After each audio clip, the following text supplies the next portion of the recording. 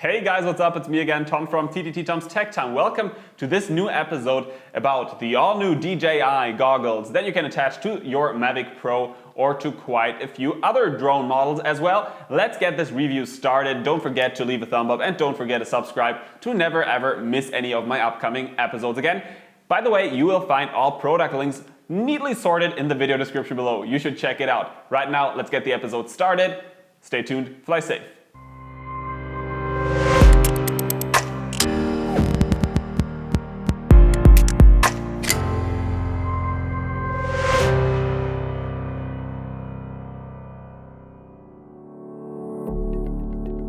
Let's take a first look at the housing, its specs and the overall comfort before we talk about the technical aspects and built-in features. Goggles plus headband attached and ready to use weigh more than the manufacturer claims, 1.18 kilograms, while they measure approximately 34 by 19.5 by 19 centimeters. They are made out of plastic with a glossy finish to offer a clean and valuable look, as many other drone FPV goggles look quite nerdy with all their visible antennas, ports and often big letters printed onto them. DJI tries to move away from that computer nerd look, even though you will probably look like Mr. Spock, you just can't fully avoid that. The headband is gummed and its size adjustable. And people wearing glasses don't have to worry, as there are slots cut into the sides of the goggles that allow a comfortable use with or without glasses. Let me show you how to get started with the headband and the goggles and how to use them. You simply insert this buckle into the goggles until you hear it clicking. Next, we adjust the goggle itself, we fit it to our eyes, and now we simply push the headband down, tighten it a bit, and we are good to go. And now you might be looking like an alien. And if you now need to see the surrounding around you, you can simply flip the goggles up. It's that easy. So meaning that we do not have to take off the goggles just to be able to, I don't know, take a look at the remote controller or whatever. It's pretty basic. Let's now talk about the technology that is hidden inside the goggles. Each eye has its own 5-inch monitor, and every single one has a total resolution of 1920 by 1080, which is Full HD. Together they make a full resolution of 3840 by 1080. The displays deliver the live footage in 3 modes: 1080p with 30 frames per second, 720p with 60 frames per second, or 720p with 30 frames per second. Flying with the goggles is just amazing. It's really like sitting inside your drone's cockpit. Wow, this is amazing. There's almost no interference, which is awesome. And if DJI is well known for something, then for awesome transmission systems. And this is really a big difference compared to most other goggles that I have been taking to the test yet. No weird antennas with low ranges, really an amazing system. Guys, I swear to God, this is a lot of fun. The great overall transmission is based on an inbuilt 2.4 GHz receiver. 5.8 GHz signals cannot be received.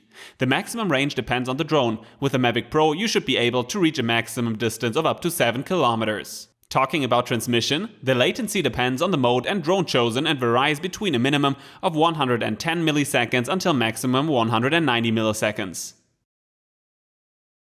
The screens contain the relevant flight and camera telemetry and of course the live image transmission. At the top you find a bar that displays how many satellites have been found, your connection status, if the touchpad is locked or unlocked, a flight time counter, and both the drones and the goggles' leftover battery capacity in percentages. Below we find the current flight mode, and at the bottom left, important flight telemetry data as the VPS height, horizontal and vertical speed, the horizontal and vertical distances. And at the bottom middle, we find all relevant camera settings, and we can spot what live view mode our goggles are currently set up to. At the right hand side, we find 3 settings menus that we will be focusing on later. And furthermore, if the drone detects an obstacle, for example, a bar will pop up just as we are used to it from the normal smartphone app. You can of course turn all the menus and all the flight telemetry off for a real cockpit experience as well. Let me briefly show you what drones you can use together with the DJI goggles. First of all, there is the DJI Matic Pro, and the goggles were especially designed for the Mavic Pro, and that is why the Mavic Pro is the only drone that doesn't need any cables at all, 100% free of cables when using the Mavic Pro. It's really awesome, and that is due to the fact that the Mavic Pro and the goggles are using the same transmission system named OcuSync. It's really awesome. You simply install the goggles and you're good to go. Next up, there is the DJI Phantom 4 series. You can use the Phantom 4 series simply by attaching one micro USB cable into the headband. It is that simple, besides one Phantom 4, and that is the DJI Phantom 4 Pro Plus.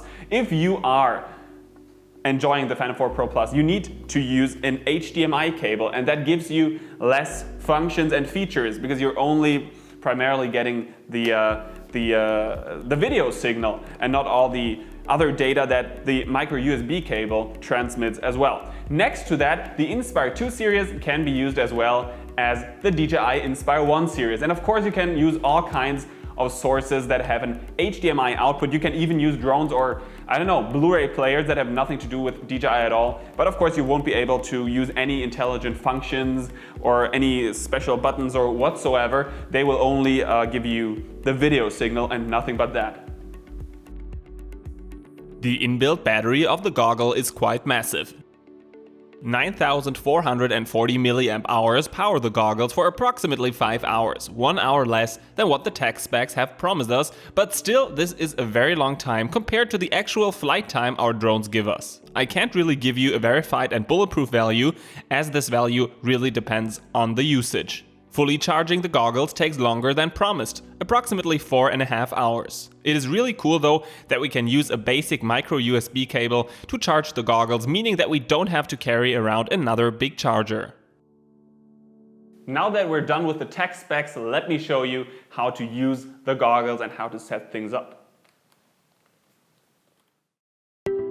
Welcome to the all-new Tom's Tech Time website. Let me show you around. Dozens of how-to videos, reviews, and comparisons are waiting for you. All categorized, all free, all ready to watch. At tomstechtime.com, you're only one click away from our highly viewed segment, The Drone Film School. There you can find video lessons, buyer's guides, and many filmmaking templates. Don't own a drone yet? Click the Deals page and find the hottest offers on the web. And if you already have a drone, enhance its capabilities with the most highly recommended accessories for filmmaking, safety, and a better flying experience. tomstechtime.com, teaching the world how to fly drones.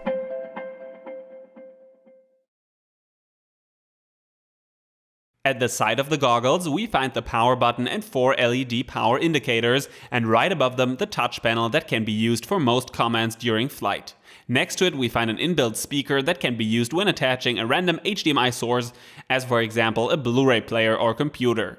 At the other side of the goggle, we find a microSD card slot that supports microSD cards with a maximum capacity of 64 GB, and that way you can download and save your drone's footage straight to the goggles for a playback. And next to it, we find a 3.5mm audio port. You can attach headphones when watching a movie or something else, but well, small headphones work out, but just take a look at how it looks like when trying to use bigger, for example, Beats headphones.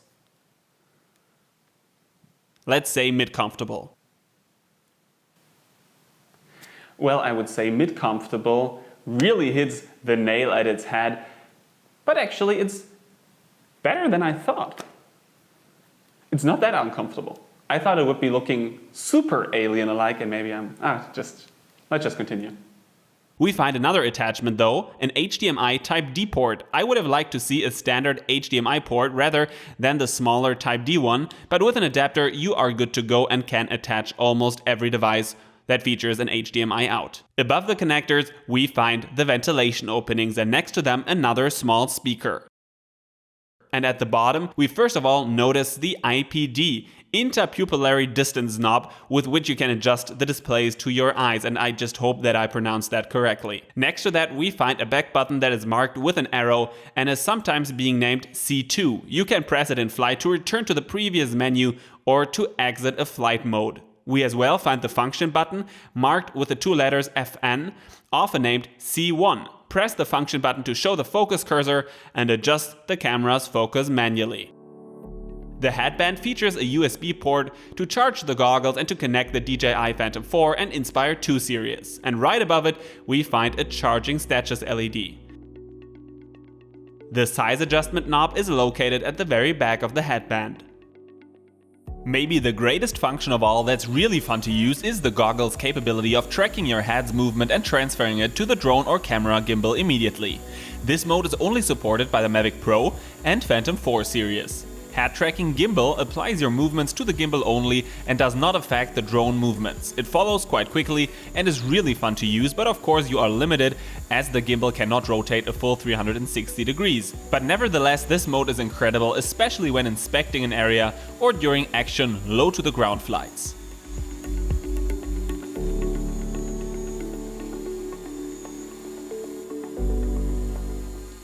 Next off is head tracking flight. The difference is that we're not only moving the gimbal, but the whole drone, meaning that we now can rotate the full 360 degrees. But, and that's the downside, the drone reacts way too slow.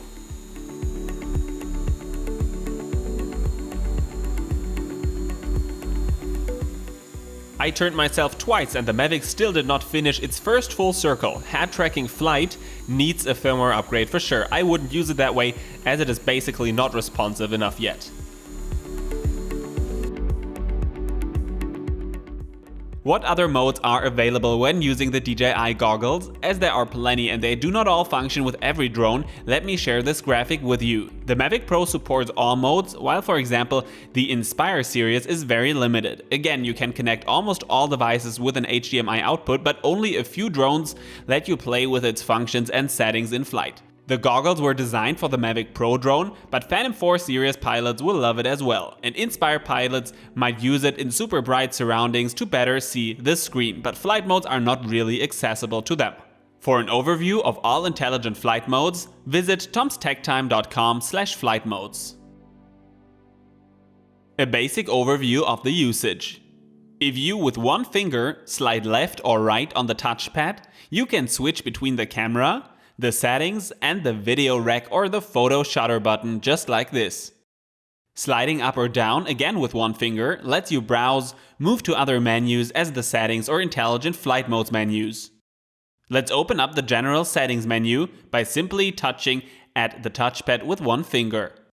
In here we find another in-depth settings menu, an auto takeoff button, a channel switch that will allow you to work with an HDMI source, a playback button for the stored files, and finally a live view button that lets you change the total shown resolution and frame rate.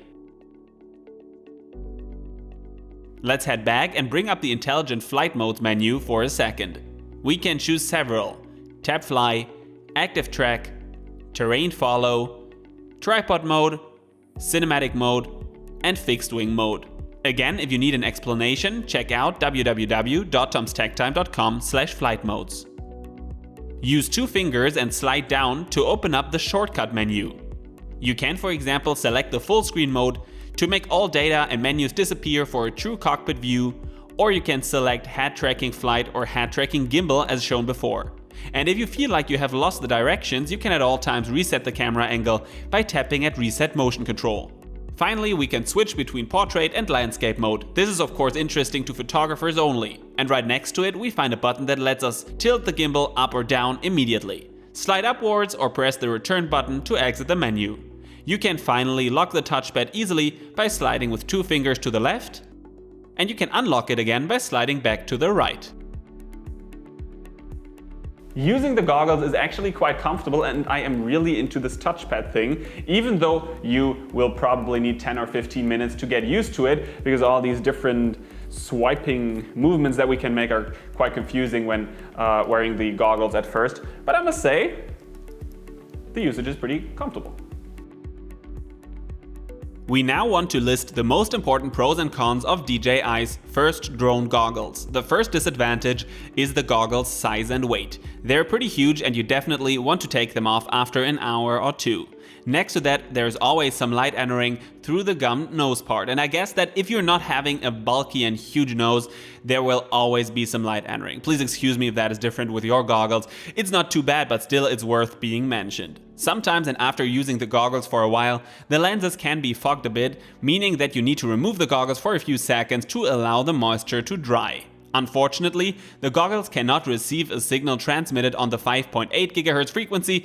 It's not a drama, but as it was especially designed for the Mavic Pro, it would have been too nice to have the backup frequency not only available on the transmitter and mobile phone, but on the goggles as well. And finally, it is a pity that it's impossible to store other than drone files on the microSD card. It would have been a lot nicer watching a film from the tiny card than having to use an HDMI cable that connects my computer or Blu-ray player with the goggles. You can only store DJI drone files onto the microSD card. On the other hand, I at first want to list the resolution of 3840 by 1080. The image is incredibly sharp even when using a 720p transmission only. And the two 5-inch screens are huge, even though not too big. You really feel like taking a look out of the drone's cockpit. Really awesome. And next up, I need to mention head tracking. While the flight mode, where the entire drone rotates with your movement, is still a bit too slow to me, the head tracking gimbal mode works phenomenally. It's just a gorgeous free flight feeling. I will probably catch myself flying the Mavic for fun more often than only for filmmaking purposes as usually. I really think that this is a mode that is a fantastic first step in virtual reality droning. Next off, let me list the battery. Yeah, your power provider would be pleased by the amount of power that the goggles need, but the battery life is tremendous as well. I can empty all of my Mavic plus another few Phantom batteries, and the goggles won't run out of power in the meantime still. Being able to store drone files right on our goggles microSD card is really cool, especially if you have family or friends with you and you need to play back one file over and over again. You just can't fly the maneuver over and over again. Talking about flying with others, being able to use up to 2 goggles at the very same time is awesome. Sharing the experience live is even more stunning than watching a playback. Now a word on the connection. Flying the Mavic Pro with the goggles without the need of attaching a single cable is like every nerd's dream. Less cables is what we want, huh? The touchpad at the side is definitely a pro, as we can control almost everything without the need of taking a look at our smartphone and the remote controller. The HDMI input, even though it's an HDMI Type D input, is a good way to give users the freedom to watch other media as movies and films on the goggles, especially because speakers and a headphone jack are installed as well. And finally, I love that using the goggles with the Phantom 4 Pro means being able to go for pretty safe solo flights, as the drone has both front and back sensors as well as side sensors, even though the side sensors don't really have such a great range. I can't recommend solo flights at all, but if that is what you want to do, grab a Phantom 4 Professional and the DJI goggles and you're good to go. Just saying. I must say that I don't want to give away my goggles. I am really into them, even though at first I thought, okay, they might be just a nerdy gadget and I might just look very nerdy with the goggles on my head. But really, it's just amazing flying with those. And usually I'm just flying for filmmaking purposes, and right now I'm flying for fun purposes as well. Doesn't happen too often because usually I'm always working on some project in the back or something. And flying with the goggles is really amazing. And I just love having the ability of, feeling like sitting inside the cockpit of your drone. Is really amazing. So I would recommend those for fun flying. And of course, if you're living, in an area that has super bright sunlight and you definitely want to get rid of all the, reflections on your iPad screens or whatsoever, using the goggles is quite awesome. But of course, you cannot use the head tracking gimbal or head tracking drone modes for filmmaking because it simply doesn't work out. The motion is too harsh. If I'm just looking around, who wants to see that motion later on in a feature film or something like that? It's for fun flying, and I can highly recommend those. And many people are complaining about the pricing, and I know that the price tag is an issue. You can of course check the current pricing by clicking at the link in the video description below, but I must say that most of the goggles, Oculus Rift for example, and all those other famous goggles, they're all pretty pricey, as this technology is pretty new. And I think the pricing is fair, even though it's hard saying that because everybody will be saying, hey Tom, come on, they should be, giving them away for $100. I must say, I think that the pricing is fair, as the goggles come equipped with so many features and functions. So I am in love with them. How will my hair look like? I can only recommend them. They're a good first step into the drone virtual reality world. And the only thing that I would really like to see DJI changing with maybe the DJI Goggle version 2 is the weight and the size, because I think the weight is just a little bit too much. It's a little too heavy. Also der rotiert hier und ich probiere jetzt gerade mal die Endsicht, die lange Fritz, genau. Ich probiere jetzt gerade die lange Endsicht zu machen, diese 3-minütige, wo ich hier die Conclusion mache und er fällt. Scheiße, ich muss kurz aufhören. Wow. Okay. He's falling. Oh my. You can see that's the weight of the goggles. 1 kilogram. That's not. It's not too less. Pretty heavy actually. Poor Phil.